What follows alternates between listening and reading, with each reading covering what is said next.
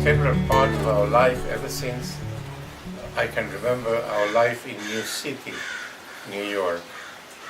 She was part of the family. Everything that we did, she was with us. Maria was one of 8 or 9 children from El Salvador, and she made her way to the United States, to New York.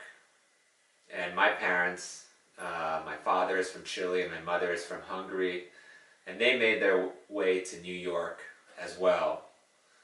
And somehow these very different worlds met up, and Maria came to live with us. She was what I called my nana, and she lived with us from when I was maybe 1 or 2 years old to the time I was 13 years old. Maria was an incredible woman, very selfless, really put others ahead of herself all the time. In our house, I mean, she was a member of the family and such a beloved one. She just really cared about people and was just always considerate and thinking about them and how to make them more comfortable. There wasn't 1 ounce of malice in Maria's character. We moved to Mexico, and when I was about 12, and Maria couldn't come with us, but she did come visit us for my bar mitzvah. And so we were walking the streets of Mexico, and I'm not sure what exactly happened, but all of a sudden a crowd of children, of beggars, they were children who were asking us for money, surrounded us. These kids looked hungry, they were dressed in rags. Without hesitation, Maria started buying all of these children tacos from a nearby vendor who had tacos al pastor.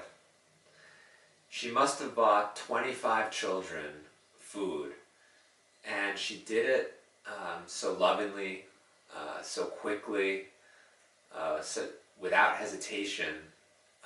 That's just who she was. She gave of herself. She never spent any money on herself.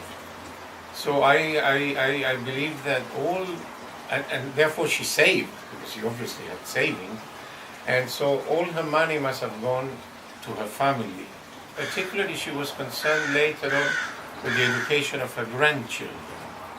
Maria was an anchor for many families, including her own. She lived in that Fort Washington area of Manhattan. And she found herself a large apartment and had a lot of people living there, a lot of members of her family who would come to the United States and end up going on to successful careers of their own.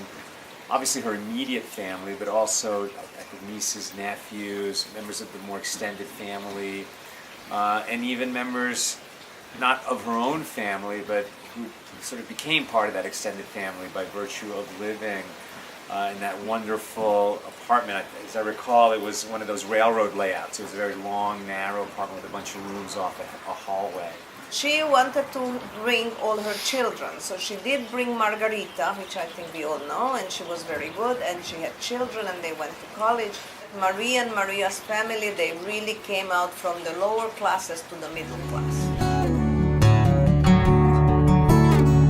loved Maria very much.